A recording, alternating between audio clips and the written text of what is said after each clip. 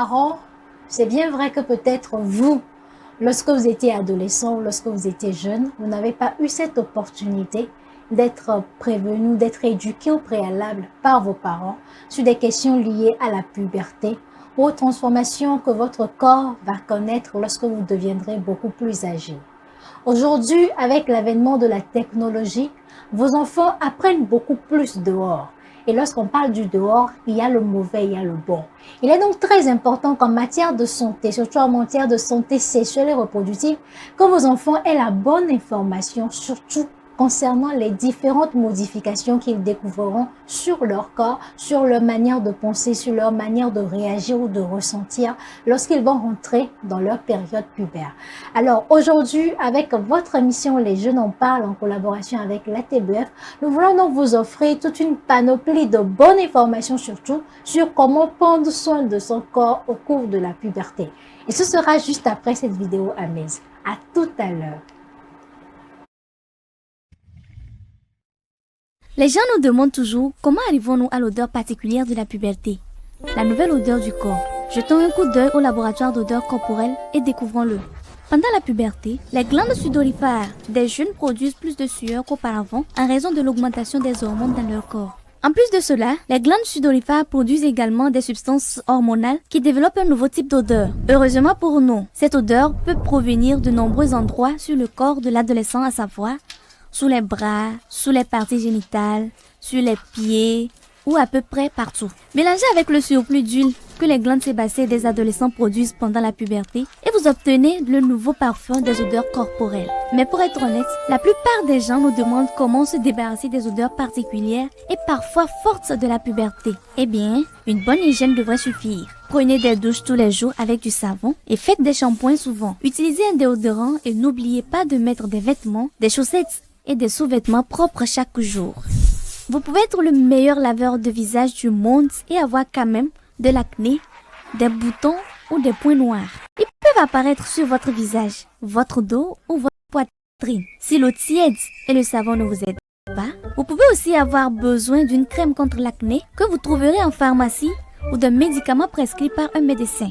Oh, et le presser ne fera pas disparaître plus vite. Il deviendra juste plus gonflé et plus rouge. Aussi difficile que cela puisse être, il est préférable de le laisser tranquille. Les poils peuvent aussi apparaître à peu près partout sur le corps pendant la puberté. Sous les bras, sur les jambes, sur les parties génitales, le visage, la poitrine ou le dos. Certaines personnes choisissent de raser différentes parties de leur corps. D'autres ne le font pas. L'important, c'est que vous fassiez ce qui est bon et confortable pour vous. D'autres façons de prendre soin de votre corps pendant la puberté sont de dormir suffisamment, de trouver des façons amusantes de faire de l'exercice, de boire beaucoup d'eau et de manger des aliments sains. Bonne chance! Jusqu'à la prochaine fois, n'oubliez pas de me rendre visite sur amaze.org. Bye bye! Pour en savoir plus, allez consulter la vidéo sur la web TV de l'application Info Ado Jeunes disponible gratuitement sur Play Store. Alors, mesdames et messieurs, surtout chers jeunes et adolescentes, bonsoir et soyez les bienvenus sur votre plateau de votre émission Les Jeunes en parlent. Aujourd'hui, nous allons beaucoup discuter avec des jeunes que vous avez déjà vu passer sur le plateau, mais ils sont revenus sur la thématique de la puberté. Bonjour Désiré, comment ça va? Bonjour Dorcas, bonjour chers téléspectateurs. Je vais très bien et toi? Je vais super bien aussi. Les bruits courts que depuis que tu manges les gens de la TVF là, tu grossis seulement. Maintenant tu attaques les gens au statut, pourquoi? Si tu grossis, il faut les laisser dire non. J'ai un miroir chez moi, je vois. On sait que tu as un miroir chez toi, mais il faut quand même qu'on te le rappelle. Sinon c'est bien vrai, il faut aussi que Jean-Marie aussi grossit. Donc nous tous on va venir à TVF maintenant pour manger là. Pas de souci. Non, moi j'avais cette forme depuis. Ah, d'accord. Alors donc nous sommes avec Désiré Melekib.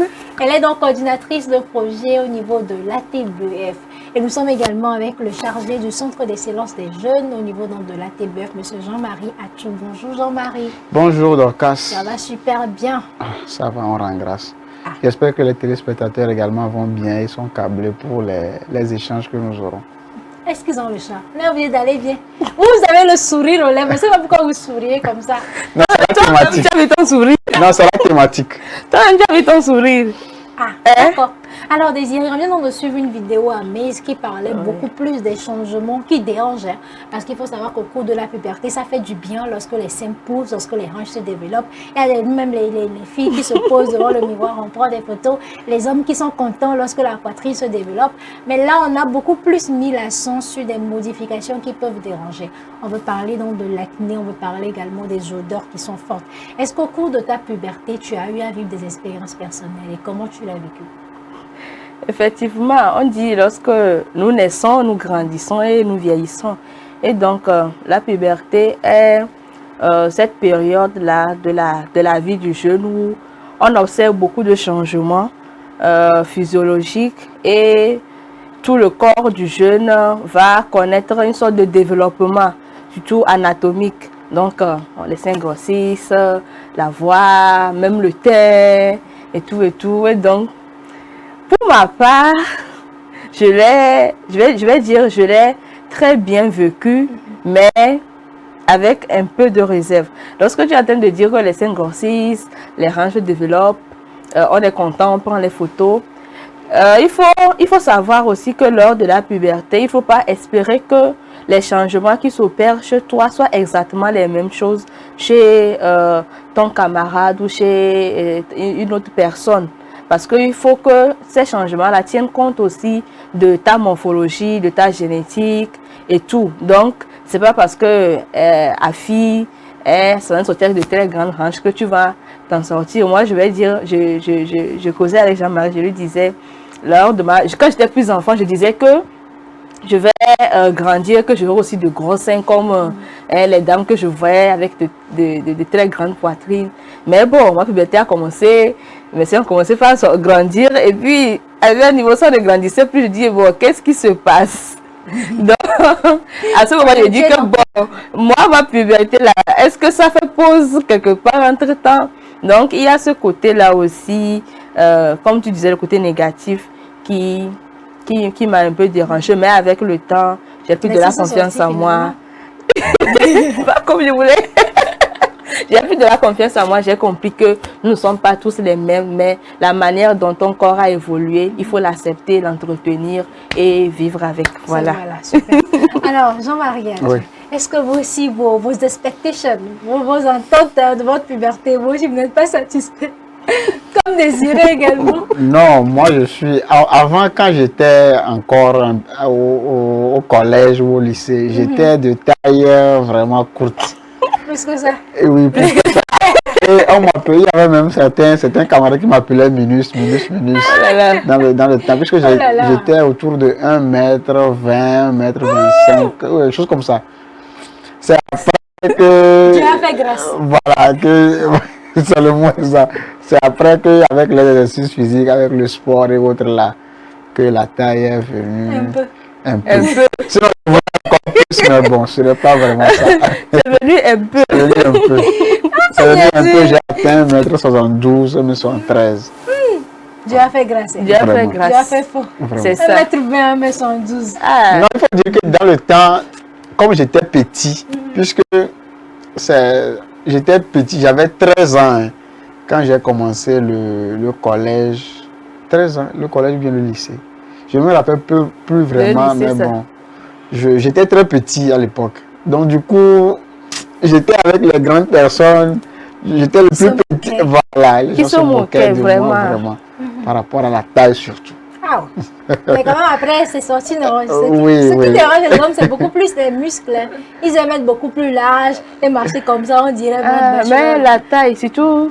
Augmenter en taille, c'était très important. Moi, quand j'étais plus petite, on me voyait, on disait, oh non, c'est moi la Miss Togo de la famille, je vais avoir 1m80 et tout, et puis 1m50, 1m55, et stop, ça n'avançait plus.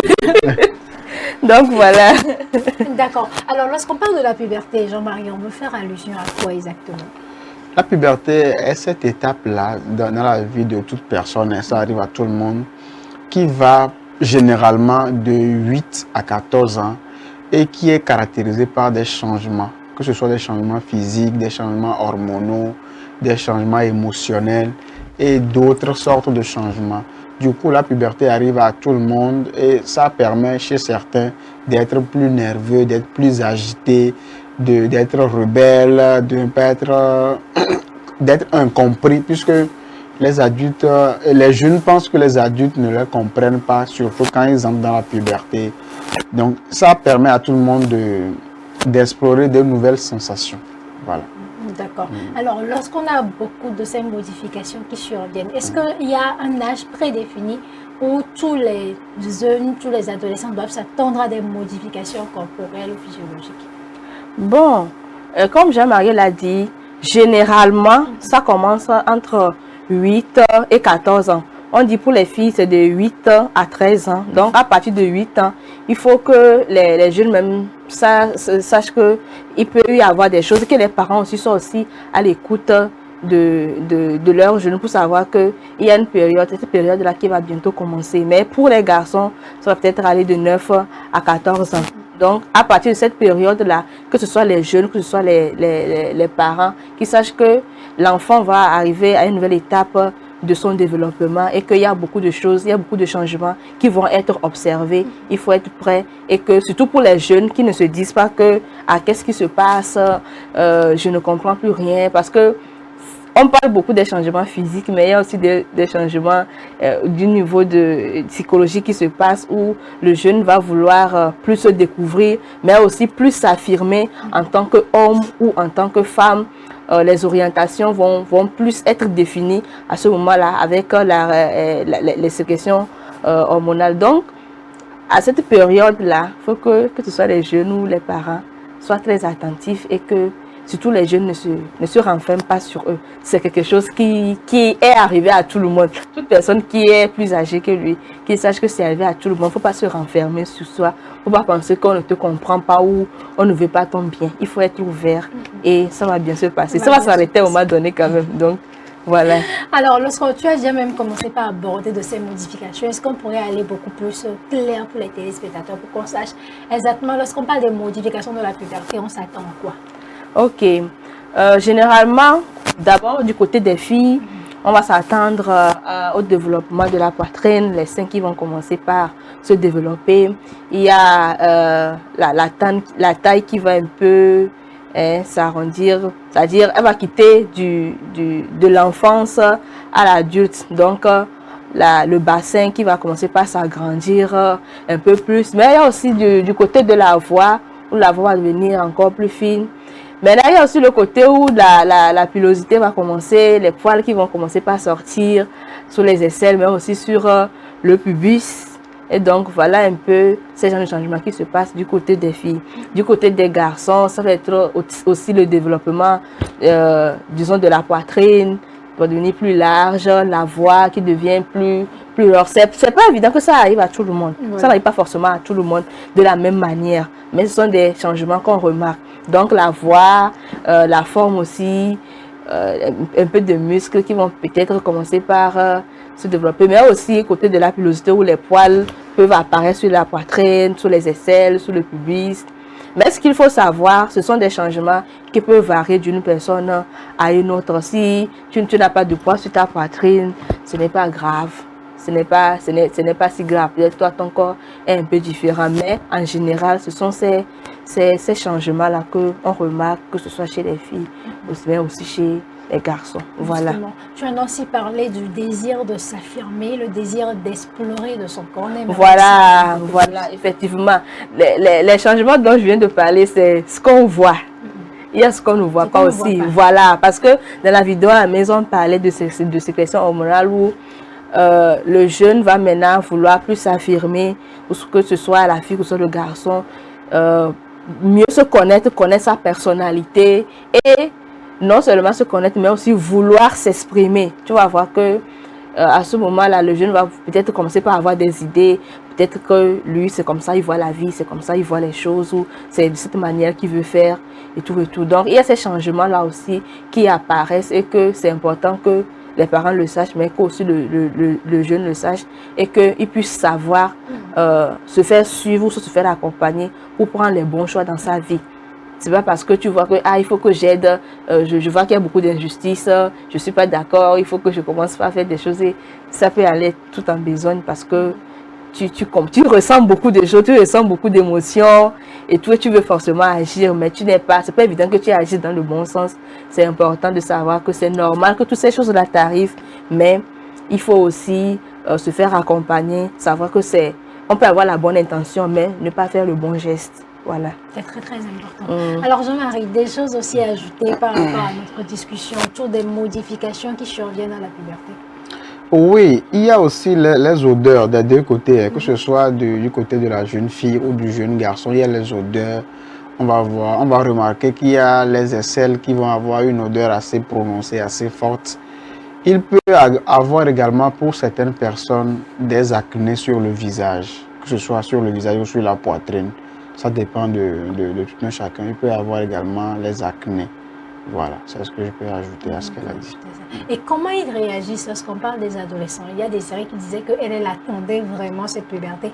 Est-ce que tous les adolescents s'attendent réellement à ces modifications rapidement, voir ses seins, ses fesses, sa poitrine se développer?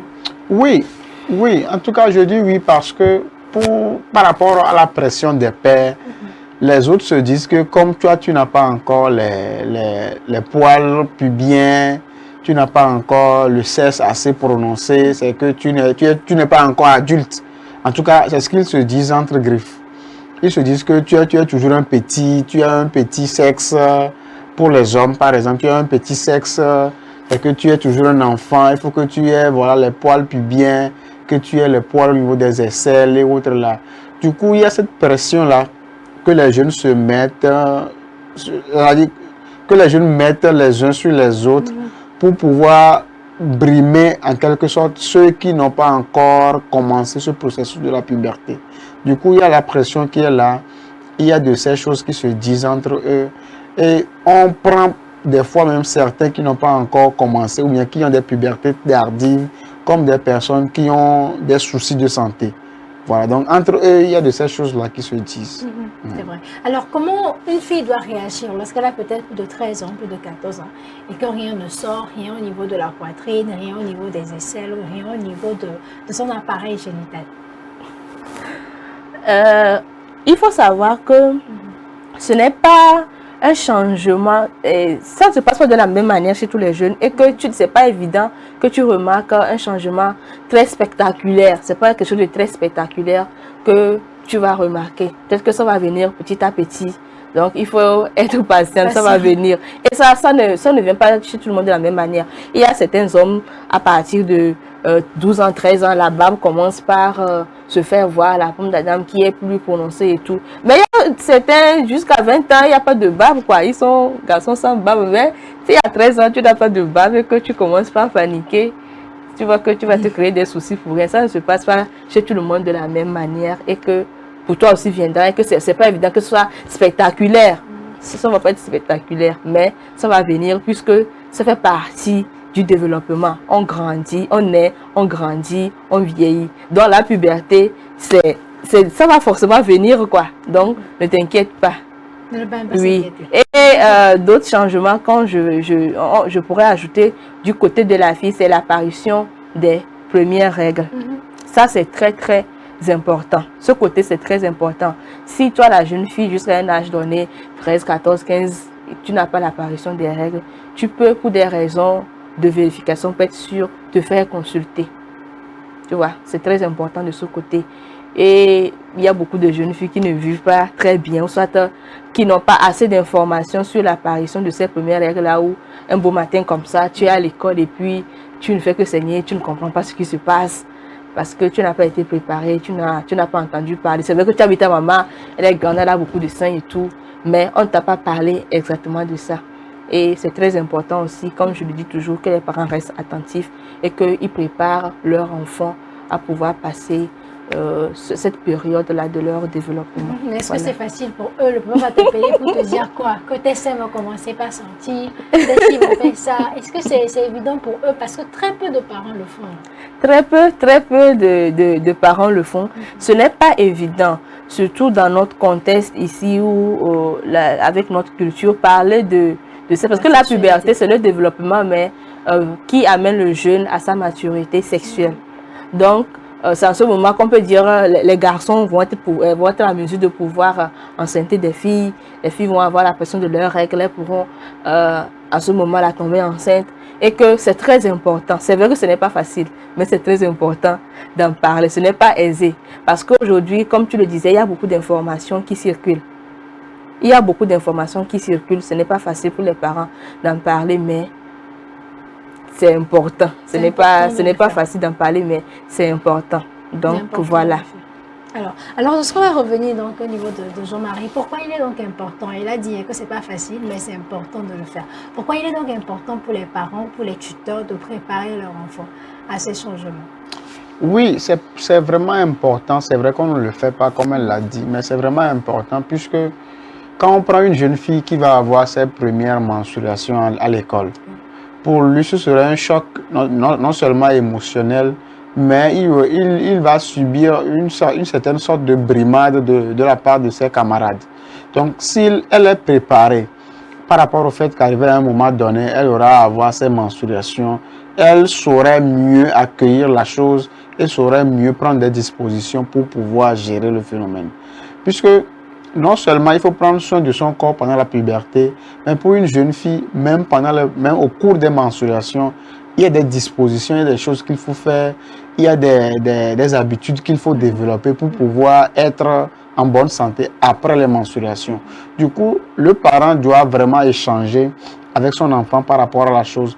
Pas forcément de façon formelle, mais trouver des astuces, trouver des façons, de façon amusante pour pouvoir amener l'enfant à avoir l'information concernant le phénomène. Très important. Et comment le corps, que lorsqu'on parle donc de l'adolescente, que ce soit la fille qui va développer le sein, etc., est-ce que notre corps également réagit différemment lorsque ces modifications surviennent? On a parlé peut-être du désir de s'affirmer, le désir de découvrir son corps. Est-ce qu'en même temps, on pourrait dire que la fille, elle est prête peut-être pour avoir des relations sexuelles, elle est prête pour faire ci, pour faire ça? Et avec ce développement, le corps, lui, se dit que elle est, comment on dit, les hormones sur le développement affectent le corps de la jeune fille ou du garçon à la reproduction. Et donc, la reproduction, on va parler de rapport sexuel. Et rapport sexuel, on va parler d'excitation ou de sentiments. C'est que tu vas avoir cette envie-là, tu vas avoir cette envie d'aller vers l'autre parce que tu commences par découvrir des sensations que tu veux plus explorer, que tu veux plus développer. Et donc, le corps aussi va forcément réagir par rapport à cela, où le jeune va vouloir s'intéresser au sexe opposé, va vouloir plus y aller. Et avec les hormones, il y a aussi l'excitation sexuelle qui vient naturellement. Et à cette période-là, si les jeunes, c'est souvent que les jeunes ne savent pas faire, et puis, petit geste là, c'est fini, c'est les maladies sexuellement transmissibles, c'est les grossesses non désirées qui viennent avec ça. Et donc, il faut qu'on tienne compte de cela. Surtout, moi je parle en tant que jeune, mais on parle pour nous les jeunes, mais il faut aussi que les parents soient vraiment à côté des jeunes en ce moment-là, parce qu'il y a les comportements aussi qui viennent, comme le jeune veut s'affirmer, des comportements peut-être si on ne suit pas, peut devenir agressif, amener à des gestes qui ne sont pas vraiment conseillés, qui vont avoir des conséquences très désastreuses sur la vie du jeune ou de toute sa famille. Et donc c'est important de savoir que tout ça là, c'est normal que ça nous arrive. C'est comme ça on évolue, c'est comme ça on se développe. C'est normal que ça nous arrive. Donc les parents restent attentifs, mais toi aussi le jeune, tu arrives à te contenir, à savoir que c'est normal que tout cela t'arrive et que ça va passer. C'est très important. Et lorsqu'on revient même à la question du développement des acnés, de cette odeur-là qui est vraiment forte, à quoi cela est dû et pourquoi ça survient forcément au niveau de notre puberté? Cela est dû aux changements hormonaux, puisque pendant la période de la puberté, il y a les hormones qui se développent, il y a les changements physiologiques qui interviennent. Cela crée, c'est comme un choc. Du coup, il y a les odeurs qui viennent, puisqu'il y a les poils qui vont sortir. Comme on n'était pas habitué à avoir les poils avant, donc il faut trouver des astuces pour pouvoir calmer les odeurs là pour pouvoir gérer les odeurs là. Il faut souvent se doucher, prendre soin de son corps, prendre soin de ces parties là pour ne pas avoir les infections comme Désiré l'a dit. Il faut également prendre conseil. Si on a essayé et on trouve qu'on n'arrive pas à s'en sortir, il faut prendre conseil pendant cette période-là. Puisque, comme il y a les hormones, il y a une certaine agitation. Cette agitation-là peut être physique comme émotionnelle. Donc, si on n'arrive pas, dans cette période-là, on va avoir peut-être des bouffées d'émotions. Si on n'arrive pas à se contrôler, il faut prendre conseil. Il faut parler à un adulte de confiance, à un parent ou à un prestataire. On peut parler à tout le monde pour pouvoir prendre conseil et savoir quoi faire. D'accord. On va donc peut-être commencer en même temps pour parler de l'essence même de cette émission, c'est comment prendre soin de son corps. Alors Désiré, comment tu arrives personnellement à gérer les histoires d'odeur et les histoires d'acné? Est-ce que peut-être au cours de ta puberté, on remarque souvent ça chez les adolescents, il y a beaucoup de boutons qui sortent sur le visage. Est-ce que tu as eu à vivre également cette expérience et comment tu es arrivé à gérer? Bien sûr, tout le monde passe par là. Moi, j'ai pas eu d'acné. Oui, il y en a qui sont très chanceuses. Très chanceuse. Regarde. Acné. Zéro acné. Même jusqu'à aujourd'hui, je me bats toujours. Je me bats toujours contre ces acnés-là. Donc, ces changements qui arrivent, comment est-ce que on s'y prend? Il faut savoir que lorsque cela va commencer par arriver, c'est très important de pouvoir développer une bonne hygiène corporelle. Très, très important. C'est important et pour les garçons et pour la fille, mais je dirais encore plus pour la fille à cause de l'apparition des règles. Il est très important d'avoir une bonne hygiène corporelle. Se laver plus souvent. Peut-être à cause des odeurs, on peut choisir ce qui te plaît, peut-être faire l'épilation ou un rasage. En tout cas, prendre soin ou utiliser des déodorants si tu en veux. Mais prendre soin de son corps avec l'hygiène, se laver à l'eau propre et au savon et régulièrement. Prendre soin de ses sous-vêtements, les laver, surtout les garçons. Pas garder jusqu'à 2 semaines, 3 semaines là. Tu n'as pas lavé, on passe dans la chambre, on sent qu'il y a un truc qui sent mauvais, mais on ne sait pas d'où. On ne sait pas d'où ça vient. Les garçons, c'est mal perdu actuellement. Donc, il faut laver ses sous-vêtements, que ce soit les débardeurs, que ce soit les caleçons. Il faut laver régulièrement, s'il vous plaît. S'il vous plaît. Surtout les garçons. Je sais de quoi je parle. On a des garçons chez nous. Surtout ça, il faut laver, ça en va de votre santé. Mais il y a ce côté dont on ne parle pas très souvent, c'est aussi côté alimentation. Il faut avoir une bonne alimentation, il faut bien manger, il faut bien s'hydrater. Tu es en train d'évoluer, c'est important, il faut bien manger, il faut bien t'hydrater. Il y a aussi le côté exercice physique. Parce qu'il y a beaucoup de choses qui se passent dans ton corps. Avec l'exercice physique, ça t'aide déjà même dans ton mental à te libérer, mais aussi à entretenir ce nouveau corps-là que tu es en train de découvrir, à entretenir, à l'apprécier. C'est important que les jeunes puissent faire des activités sportives, que ce soit en aérobic ou dehors, qui s'y mettent quand même. C'est très important pour leur développement. Maintenant, du côté psychologique, il est important de ne pas se renfermer sur soi. Il est important de ne pas se renfermer sur soi. Il y a beaucoup de gens qui ont déjà vécu ce que tu vis. Donc, il faut pouvoir trouver la possibilité de parler à une personne de confiance, que ce soit un parent, que ce soit une personne plus âgée, que ce soit même les prestataires qui sont disponibles à t'écouter.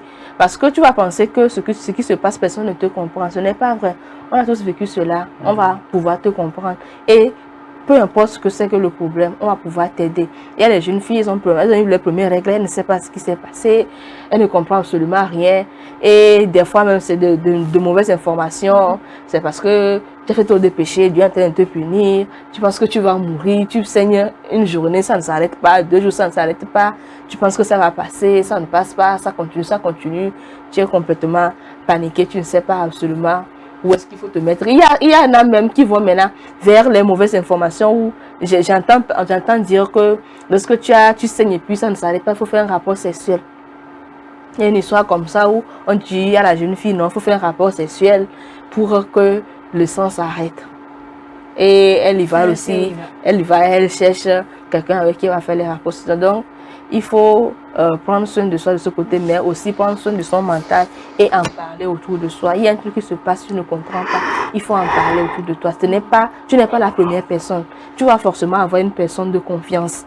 Peut-être ta maman, peut-être ton papa ou ta grande soeur, quelqu'un qui est plus âgé que toi, même en tout cas quelqu'un de la famille ou même que ce soit extérieur, mais qui est de confiance avec qui tu peux en parler et avoir des conseils ou même qui va te comprendre.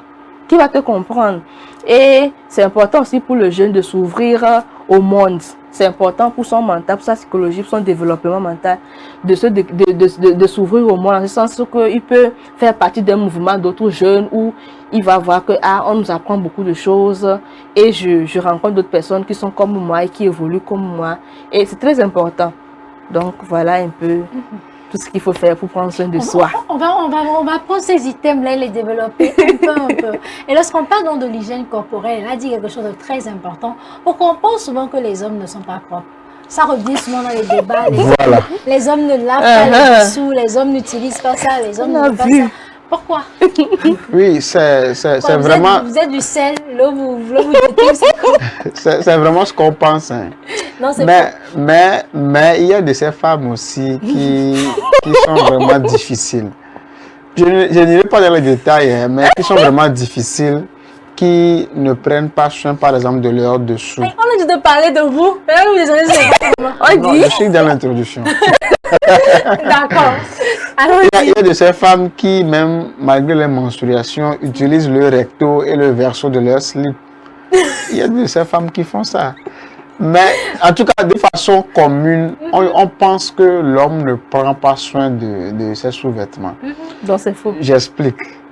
La raison, c'est que l'homme pense que comme il a son sexe de façon apparente, il n'a pas vraiment... C'est la pensée commune. Hein. De façon apparente, c'est-à-dire? C'est-à-dire, c'est sorti. Extérieur, quoi. Ah, ok. C'est comme si la femme, c'est intérieur.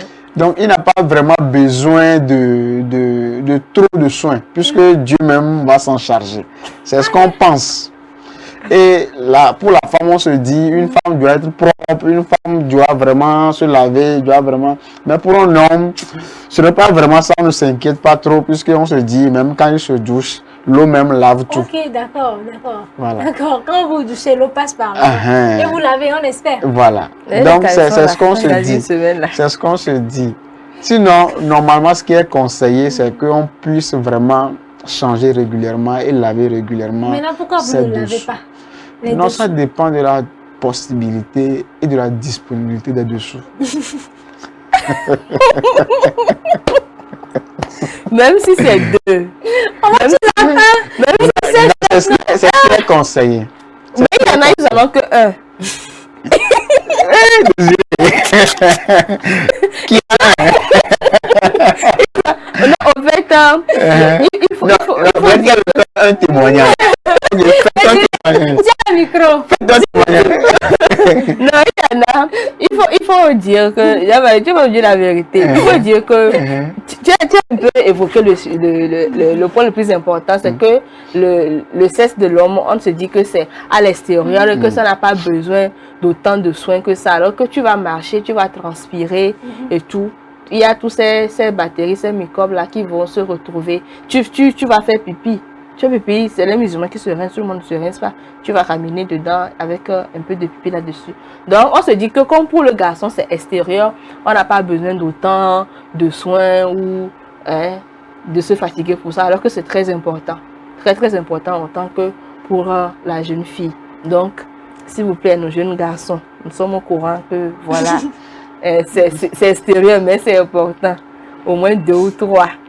Peut-être qu'on trouve important. On a le temps d'acheter des baskets, on a le temps d'acheter une montre ou un t-shirt ou un chapeau, mais le dessous, on se dit que non, ce n'est pas comme ce n'est pas visible. Ce n'est pas trop important. La partie qu'il faut relever, qui est très importante, ne faut pas penser seulement que les maladies sexuelles liées au sexe viennent seulement des rapports sexuels.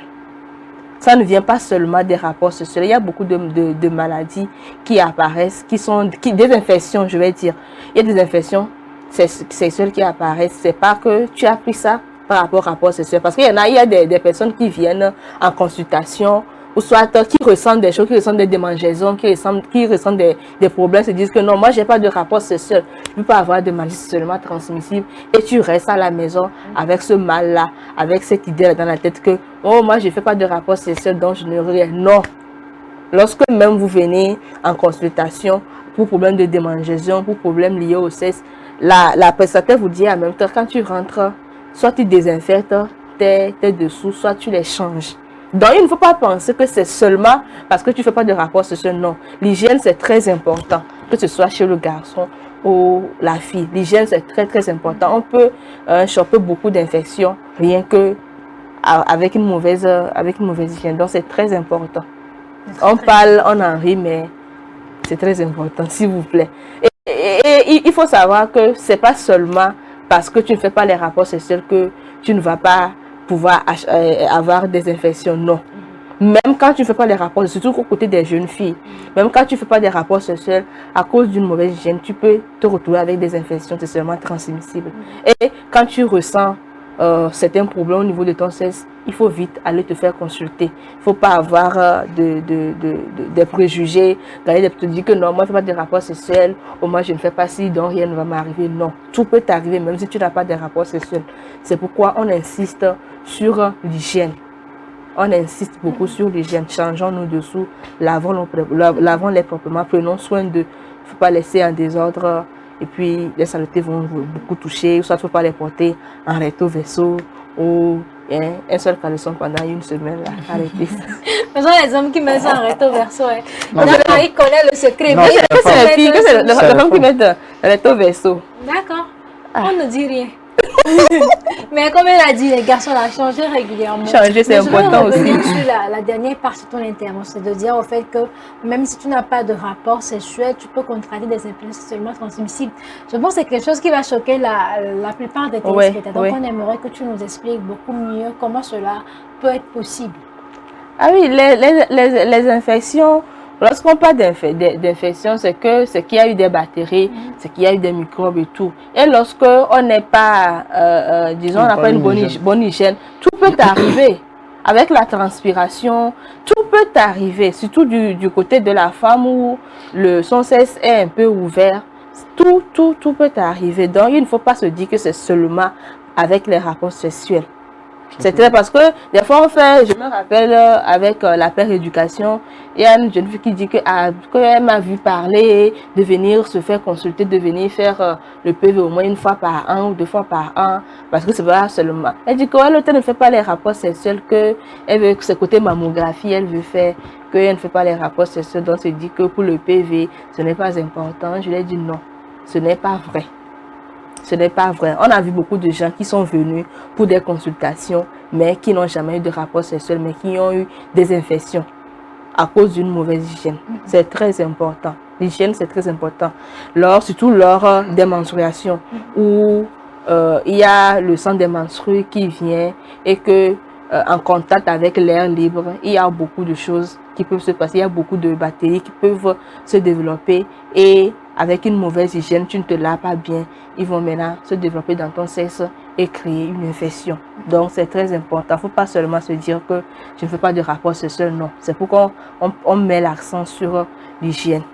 C'est très important. C'est très important. On remarque aussi, Jean-Marie, qu'au cours de la puberté, il y a beaucoup de personnes qui prennent du poids et deviennent beaucoup plus obèses. Toujours peut-être dû à la sécrétion des hormones qui descendent en décadence comme ça. Comment arriver, c'est bien qu'on a débuté même à parler de l'exercice physique avec Désiré, mais comment arriver peut-être à garder toujours un bon corps, un corps sain au cours de sa puberté?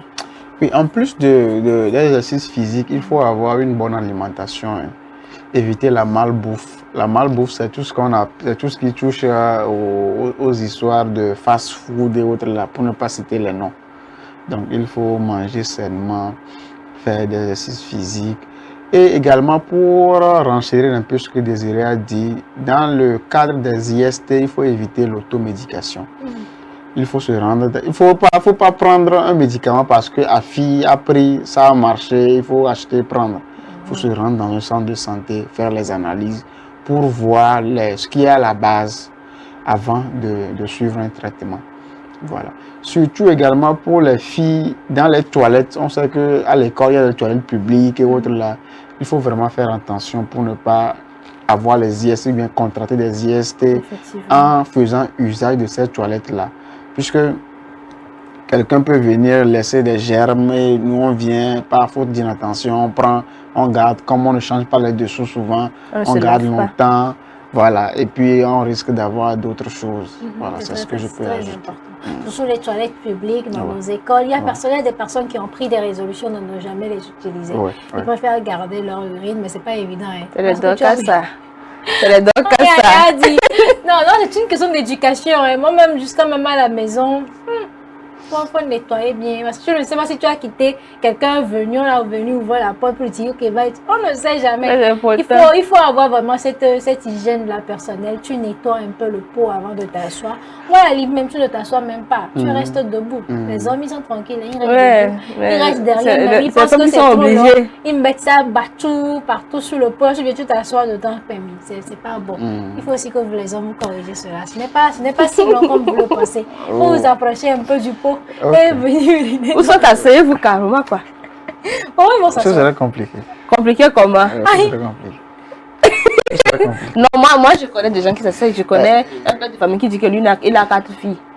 Donc il ne veut pas rester debout. C'est lui ça. Et donc c'est lui peut ça dire que vous aussi vous pouvez. Il faut se faciliter la vie. On n'a pas la même forme, ni le même format. Excusez-moi. Alors, on va revenir sur le changement corporel en vrai. On a parlé de l'obésité, mais de l'autre côté, c'est ce standard de la société que beaucoup de jeunes attendent à avoir à la puberté. Il y a Désiré qui a partagé vraiment son histoire avec nous. C'est l'histoire de plusieurs filles aujourd'hui qui n'hésitent pas à utiliser d'autres méthodes parce qu'elles veulent avoir des seins qui sont importants, des fesses qui sont imposantes, des hanches qui crient de loin.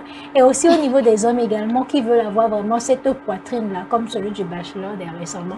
On veut vraiment tout avoir, alors que, comme tu as dit, c'est pas tout le monde qui a forcéement cette description là, la puberté. Alors, comment arriver à se préparer psychologiquement pour savoir que je peux passer ma puberté et ne sortir peut-être qu'un tout petit bout de sein, qu'une toute petite fesse, etc. C'est pourquoi il est important de développer l'estime de soi, là, avoir beaucoup confiance en soi. Avoir beaucoup confiance en soi, de savoir que nous sommes tous différents. Il y a ce que, entre guillemets, la société demande, mais il y a ce que nous avons, il y a ce que on peut se permettre. Donc, il faut développer une très grande confiance en soi et se dire que notre forme, la manière dont nous sommes, c'est la forme parfaite. C'est la forme parfaite. Dans la Bible, on dit, nous sommes faits à l'image de Dieu. Si je suis faite à l'image de Dieu, ça veut dire que je suis faite comme Dieu me voit. Et si Dieu me voit comme ça, c'est que je suis parfaite. C'est que tout ce que Dieu fait est parfait. Donc, je suis à l'image de Dieu. Comme là maintenant, je suis parfaite. Et c'est avec ce corps-là que je vais vivre jusqu'à la fin. Il est important de prendre soin de son corps, de respecter ce qu'on a et de s'accepter. Il y a eu plusieurs années en arrière, c'était des filles qui étaient toutes minces, toutes maigrichonnes. Peut-être que c'était des formes qu'on voulait dire, ah, c'est ça qui est bon. On ne veut pas rien.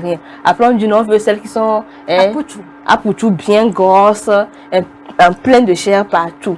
Aujourd'hui, on dit non. Maintenant, là, on veut que tu sois mince, beaucoup de seins, beaucoup de fesses, ventre plat. Vous voyez, on voit des mannequins, on veut ressembler. Alors que ça, il y a du plastique qu'on a dessiné qui ressemble à une forme humaine sur lesquelles on veut placer des habits. Toi, tu dis que non, tu veux ressembler à ça. Il faut s'aimer suffisamment. Surtout nous les filles, aimons-nous suffisamment. Ton corps là, c'est le corps le plus parfait. C'est le corps le plus parfait et tu ne peux pas satisfaire tout le monde.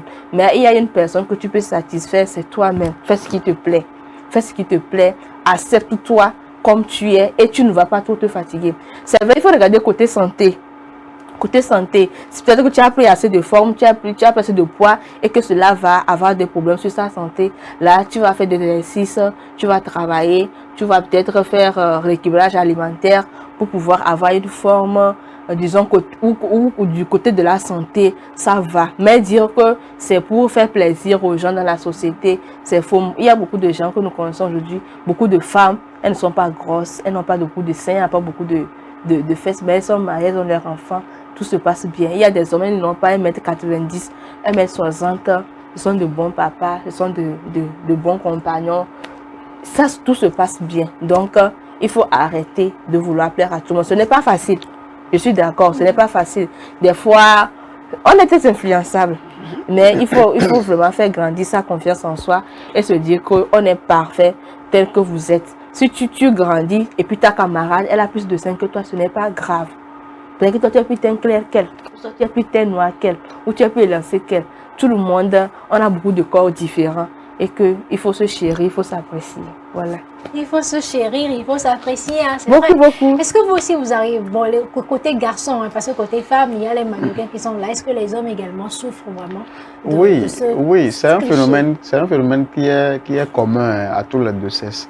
Puisque quand vous arrivez à l'âge de la puberté, vous grandissez, vous allez voir à l'école, il y a des gens qui ont des biceps, ils vont montrer les biceps, les gens même viennent des fois en débardeur, c'est-à-dire aux heures de sport. Vous allez voir qu'il y a certaines personnes qui ont plus de facilité par rapport à certaines choses, les lancers de poids, les vitesses, les grimpeurs, etc. Donc ça fait que chacun veut avoir la possibilité de faire ces choses-là. C'est ce qui pousse aussi les jeunes à se lancer dans les histoires de Gakpo Koko là et autres là. Donc, et il y en a qui prennent même des sirops, des produits pour faire pouvoir, voilà, des protéines. Voilà. Et les gens même vont jusqu'à ne pas manger pour avoir des tablettes de chocolat et autres là. Comme Désiré l'a dit, l'essentiel c'est de s'aimer soi-même. Et là, je pense que les parents doivent vraiment jouer un grand rôle. Les parents doivent aider les jeunes, doivent accompagner les jeunes enfants à l'âge pubère, de pouvoir s'aimer soi-même, de pouvoir s'accepter comme ils sont, de pouvoir avoir une certaine estime de soi qui va les amener à s'accepter malgré les difficultés auxquelles ils seront confrontés dans le milieu scolaire, dans le milieu extrascolaire et même dans la vie sociale. Voilà. D'accord, on va rester en même temps avec vous parler de la question de la pilosité. On remarque que lorsqu'on devient beaucoup plus jeune, beaucoup plus adolescent ou adolescente, il y a donc les poils qui commencent à sortir un peu partout. Est-ce que c'est signe d'impureté aussi? Parce que là, on remarque que souvent au niveau des femmes, on dit souvent qu'il faut raser au niveau des aisselles. Il y a certaines personnes qui sont pour qu'on rase. Il y a d'autres personnes qui disent qu'il faut laisser, même au niveau des organes. Désolée, même au niveau des organes génitaux également, on demande souvent aux filles de faire des épilations pour rendre ça beaucoup plus joli. Et ce qui dérange peut-être certaines également, c'est les poils que les hommes ont au niveau du thorax, qu'ils laissent des fois voir. Il y a des personnes qui disent que ce n'est pas propre, etc. On en est où finalement? Est-ce qu'il faut laisser les poils? Est-ce qu'il faut les couper? Est-ce qu'il faut les raser? Voilà, merci beaucoup. C'est une très bonne question. Moi, je laisse libre cours à tout un chacun. Si par exemple, tu sais que tu as les poils partout, c'est-à-dire que tu es plus poilu et que tu peux prendre soin de ces poils-là pour qu'il n'y ait pas d'odeur, tu peux les garder. Si tu es à l'aise avec, tu peux les garder. Mais si tu sais que avec les poils, tu es un peu mal à l'aise, tu peux les raser. Donc, quitte à chacun de savoir ce qui lui convient et les moyens qu'il a pour pouvoir entretenir ce qu'il veut garder. Si je trouve que avec les poils pubiens, j'aurai des odeurs, je peux les raser tout simplement ou les couper. Si je trouve qu'avec les poils au niveau des aisselles, il y aura une forte odeur, je peux les raser ou les couper tout simplement. Donc, à chacun de voir ce qui lui correspond, ce avec quoi il est à l'aise et de faire des choix par rapport à cela. Voilà. Sinon, il n'y a pas de ça c'est bon, ça c'est mauvais. Chacun choisit ce qui lui convient, mais l'essentiel c'est d'en prendre soin et d'éviter les zones. Voilà. Alors, est-ce que c'est ce qu'on pense des amis par rapport au Oui, oui. Et effectivement, souvent, qu'est-ce qui fait qu'on dit il faut coiffer les poils et tout? Parce que lorsqu'on transpire avec les poils, ça a tendance à retenir les transpirations et après, ça peut créer une sorte de, je sais pas, de masse ou de matière qu'on se dit que non, c'est sale ou ce n'est pas bon. Mais cela n'oblige pas une personne à se raser ou à s'épiler. Comme Jean-Marie l'a dit, tout est question de choix. Tu veux garder tes sourcils, tu veux garder tes poils dans les aisselles ou peu importe les lieux où ça se trouve, libre à toi de les garder. Ce dont on parle, c'est de les garder propres. C'est de ça il s'agit. Les garder ou les raser, ce qui te facilite la vie, ce qui te plaît, c'est ton problème. Mais les garder propres, c'est de ça qu'il s'agit. Donc, peu importe si tu décides de garder ou de raser ou de complètement les épiler, parce qu'il y a beaucoup de techniques aujourd'hui qui sont disponibles, que ce soit pour les hommes, que ce soit pour les femmes, de pouvoir se raser complètement. Mais je me dis que tout est question de choix. Moi, je ne vais pas trouver une personne qui a beaucoup de poids dans les essais de dire que non, c'est une personne sale ou la personne n'est pas hygiénique, n'est pas propre. Non. Tu t'approches de moi, on se fait des câlins, ça ne sent pas mauvais. Ça sent mauvais. Non, si c'est mauvais, c'est pas forcément à cause des poils, parce qu'il y en a aussi qui ne vont pas peut-être avoir les poils, mais qui sont aussi mauvais. Donc, il faut rester clair. Pour enchérir ce qu'elle a dit, il y a des gens qui ont des poils, mais qui n'ont pas d'odeur. Il y a des gens qui sont sans poils, mais qui ont une forte odeur. Même les adultes. Donc, du coup, il faut avoir certains réflexes pour savoir est-ce que j'ai une forte odeur, qu'est-ce que je dois utiliser. Bon, il faut se sentir souvent. Qu'est-ce que je dois utiliser, qu'est-ce que je fais, et je fais avec pour pouvoir faciliter la cohésion sociale. En tout cas, dans notre entourage. Puisqu'il y a certaines personnes qui vont vous approcher et vous allez tiquer puisque l'odeur va vous frapper.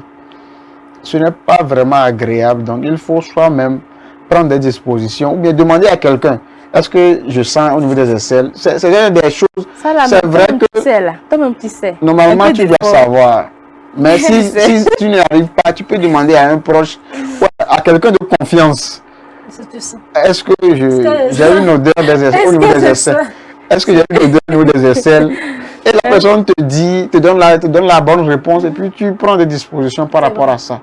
C'est vraiment essentiel. On va revenir aussi, si tu le permets, sur comment laver son corps et comment laver ses dessous. Tu es revenu beaucoup sur ça et on revient même pour les odeurs. On dit qu'il faut beaucoup se doucher. Comment il faut laver? Est-ce qu'il y a une bonne technique pour se laver? Il y a des personnes qui se lavent, même au niveau de la laine, il y a des personnes qui se brossent bien les dents, ils se brossent bien la bouche, mais ils ont quand même une mauvaise haleine. Il y a des personnes qui se douchent pratiquement 3 fois dans la journée, mais ils sentent toujours mauvais. Est-ce que c'est la technique? Pourquoi ils se moquent même? Je ne sais pas. Est-ce que c'est la technique qui est mauvaise? Est-ce qu'il y a de meilleures techniques? Comment il faut laver, ne serait-ce que ses sous-vêtements ou peut-être son corps? Oh, moi je dirais la base, que ce soit si c'est laver son corps, de l'eau propre et du savon. De l'eau propre et du savon, tu frottes de la tête. Sans non, éponge. avec l'éponge. Ah, okay. De l'eau propre, du savon, avec une éponge bien solide. On ne veut pas les bébés là. On ne veut pas les prendre des bébés tout mou là. Non, l'éponge bien solide. Tu frottes le savon. Tu frottes le savon sur l'éponge et puis tu te frottes la tête jusqu'aux pieds. Maintenant, tu insistes sur les zones où on dit que ça sent plus, notamment sous les aisselles, entre les cuisses. Voilà, tu frottes bien. Tu mets l'eau, tu recommences une deuxième fois. Tu mets l'eau et puis tu te restes avec de l'eau propre. Je pense que ça, c'est limite quoi. C'est base limite. Maintenant, au niveau des sous-vêtements, laver avec de l'eau propre et du savon. Avec de l'eau propre, du savon et rincer proprement. Sécher de préférence au soleil. Il faut que les rayons du soleil la plus pénétrer ces éléments-là. Et c'est bon. Maintenant, il faut le faire régulièrement. Tu ne vas pas dire que tu allais faire du sport et puis tu es rentré à 18h, tu as mangé, tu vas rentrer te coucher comme ça. C'est pas normal. C'est pas normal. Toute cette transpiration, tout ces sables-là, tout ce contact-là avec d'autres personnes qui t'a mis en contact avec d'autres microbes, d'autres bactéries, c'est important de se rincer la tête jusqu'aux pieds. Ce n'est pas quelque chose de très compliqué. Mais lorsque la puberté arrive, où les odeurs, tout ça se développe, peut-être 2 fois par jour, mais tout va dépendre des activités que tu fais. Quand tu as fait beaucoup d'activités, il faut se laver. Ce n'est pas quelque chose de très compliqué. Maintenant, les dessous, du côté des dessous, ce que je pourrais ajouter, à part le fait de les laver proprement régulièrement, de les changer, c'est de pouvoir, tu ne vas pas garder un seul caleçon et puis janvier jusqu'à décembre est fini et puis ça recommence là. Et puis ça c'est pas normal, c'est pas normal. C'est vrai que du côté moyen financier, ça cause moins de problèmes, mais tout dépend de ce qui est important. Tu vas dire que tu n'as pas d'argent pour acheter caleçon, mais tu as l'argent pour aller acheter, je sais pas, t-shirt ou pour acheter les jolies baskets. Qu'est-ce qui est sorti? Air Nike, Balenciaga, compris, là. des histoires là. Ils ont compris. C'est très important. Hein. Mais il ne faut pas seulement regarder les dessous. Il y a d'autres aussi qui sont tout autour. Que ce soit le seau d'eau, c'est vieux, c'est cassé là, il faut changer. Soit il faut bien laver. C'est bon comme ça. Il y a l'éponge que nous oublions, mais qui est très important, qui regorge beaucoup de bactéries. Du moins, il faut les désinfecter très souvent. Que ce soit même les sous-vêtements, il faut les désinfecter très souvent. L'éponge, mais aussi la serviette. Une serviette blanche qui est devenue café. Il faut le jeter. C'est bon. Il a fait sa vie. Il faut le laisser. Reposer en paix. Donc, il y a ces petits trucs-là. Et la brosse à dents, c'est qu'il faut changer. Hein. La brosse à dents. Ah, lui, il a beaucoup souffert. La brosse à dents, il faut aussi changer. Il y a ces petits trucs-là qu'on ne fait pas très attention à ça. La serviette, tu vas garder pendant 3 à 4 ans. Non, c'est bon. Il faut déposer par terre. Tu vas nettoyer les pieds. Tu vas chercher nouveau pour te mettre. Et il faut les laver. Serviettes-là, il faut les laver. Les draps. Draps qu'on va garder pendant 1 mois, 2 mois, là, s'il vous plaît. Ça aussi, c'est possible que ça amène aussi plus les acnés sur le visage. Les mains, il faut se laver souvent les mains. Tu ne te laves pas souvent les mains, tu as déjà les acnés, tu mets la main au visage tout le temps. Tu vas seulement développer des bactéries, les acnés vont plus grandir. Donc, il faut tout changer. Les draps, les serviettes, les éponges. Ce sont des choses qu'on oublie souvent, mais qui font partie aussi de l'hygiène. C'est très important. C'est très bien. C'est l'hygiène. Prendre soin de sinon, moi, je m'en vais comme ça, changer mon drap et puis ma serviette. C'est bon. C'est important. Hein? Est-ce qu'il y a d'autres choses que vous aimeriez ajouter, Jean-Marie? Oui, moi, je voulais dire qu'il faut souvent laver les chaussettes. Les garçons. Les chaussettes, il faut souvent les laver. C'est vrai qu'il y a certaines personnes comme moi qui suent des mains, qui suent des pieds et autres. Du coup, il faut régulièrement laver les chaussettes, laver les sous-vêtements, comme Désiré l'a dit, les changer régulièrement, changer de brosse à dents pour ne pas vraiment redire tout ce qu'elle a dit. Donc, l'hygiène, c'est vraiment important. C'est vraiment important. Et surtout, ne pas attendre qu'on soit sale pour se doucher. C'est-à-dire, elle a dit que c'est parce que j'ai fait une activité, beaucoup d'activités. Même quand on ne fait pas d'activité, il faut savoir qu'on est sale et se doucher. C'est important. Très important. Alors, merci beaucoup Désiré. Merci Jean-Marie. Très rapidement, à prendre ton mot de fin, Désiré. Oh, merci Dorcas pour l'invitation. Bonne heureuse année à tous les téléspectateurs de SS Docteur TV. La puberté, c'est quelque chose qui arrive à tout le monde. Il faut s'aimer, il faut s'apprécier et se dire que ça va passer. Voilà, merci. C'est très important. Jean-Marie. Merci beaucoup Dorcas pour cette émission. Je voudrais dire merci aux téléspectateurs qui ont pris ce temps-là pour nous suivre. C'est vrai qu'on a dit des choses qui ont peut-être choqué des gens. Mais bon, il fallait le dire pour qu'il y ait un changement de comportement. Je voudrais inviter les jeunes, surtout nous jeunes, à prendre soin de notre corps, à vraiment nous laver régulièrement, nous frotter longuement le corps, comme on le dit souvent, à vraiment changer les sous-vêtements. C'est une résolution que nous allons prendre pour cette nouvelle année, que nous garçons allons régulièrement changer nos sous-vêtements, allons les laver régulièrement, allons laver régulièrement nos chaussettes, allons changer nos brosses à dents, nos draps. C'est pas seulement quand madame va venir que tu vas changer. Et tout ce qui va avec, comme elle l'a dit. Nous avons pris la résolution également de nous rendre propres souvent. Voilà. Merci beaucoup Désiré, merci beaucoup Jean-Marie, merci surtout à vous chers téléspectateurs pour le temps accordé. J'espère que vous avez appris, que vous avez pris de bonnes résolutions pour cette nouvelle année 2024. Il faut que nous soyons propres, il faut sentir bon, il faut être agréable pour que lorsque nous vous voyons dehors, on peut vous faire des câlins, des petits bisous par ici. C'est toujours très intéressant de montrer son affection à l'autre ici. Alors prenez soin de vous, lavez-vous surtout, changez vos dessous et on se retrouve la semaine prochaine pour un autre numéro. D'ici là, portez-vous bien, car votre santé et votre bien-être constituent notre priorité.